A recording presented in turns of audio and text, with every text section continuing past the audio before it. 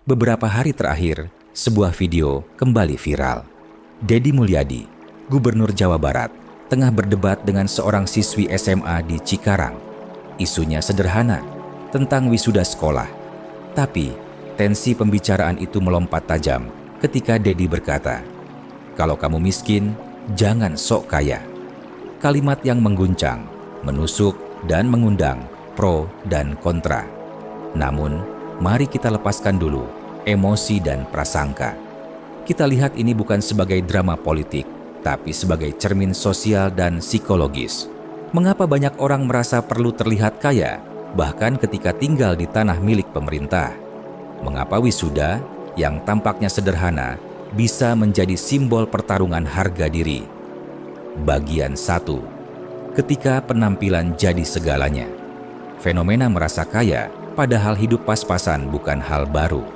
Dalam psikologi, ini disebut sebagai impression management, strategi seseorang mengatur citra dirinya di hadapan orang lain. Dalam budaya kita, menjaga gengsi seringkali lebih penting daripada menghadapi kenyataan.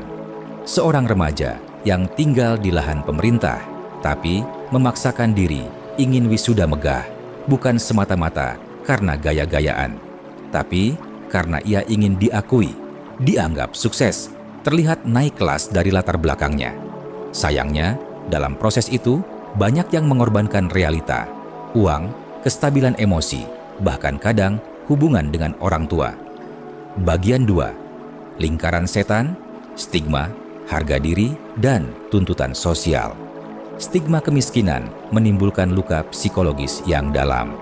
Menurut penelitian, anak-anak dari keluarga miskin seringkali mengalami yang disebut sebagai toxic shame, rasa malu yang berakar pada keyakinan bahwa mereka tidak cukup baik. Untuk melawan rasa malu itu, mereka cenderung membangun citra sebaliknya, terlihat kuat, keren, bahkan kaya.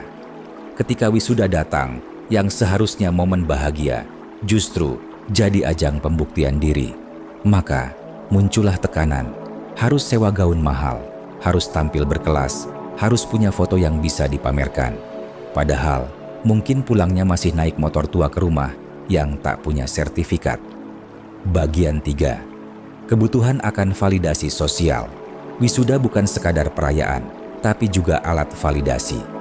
Dalam teori self-determination dari Deci and Ryan, manusia punya 3 kebutuhan psikologis utama: otonomi, kompetensi, dan koneksi.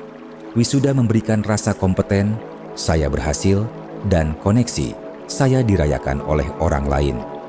Saat seseorang merasa miskin, kebutuhan akan validasi ini meningkat, karena ia butuh sesuatu untuk membalik persepsi publik. Jadi, ketika Deddy mengatakan, "Jangan sok kaya," yang sebenarnya disentuh bukan soal ekonomi, tapi tentang kebutuhan batin manusia untuk merasa cukup dan dihargai. Bagian 4. Rumah di lahan pemerintah. Apa artinya secara psikologis? Tinggal di tanah negara sering membawa dampak psikologis tersendiri. Ada perasaan tidak aman, tidak punya kendali, dan sewaktu-waktu bisa digusur. Dalam teori Maslow, keamanan adalah kebutuhan dasar. Jika kebutuhan ini tidak terpenuhi, maka seseorang cenderung mencari kompensasi di lapisan berikutnya. Status sosial. Dengan kata lain, ketika seseorang merasa tak punya tanah untuk dipijak, ia mencari panggung untuk berdiri. Dan salah satunya adalah wisuda. Sebuah panggung simbolik di mana ia bisa mengatakan pada dunia, "Saya berhasil, saya layak, saya ada." Bagian 5. Solusi. Gengsi yang disederhanakan, harga diri yang ditinggikan. Mungkin yang perlu kita lakukan bukan melarang wisuda, tapi mengubah maknanya. Dari yang semula ajang pamer, menjadi momen reflektif dan sederhana.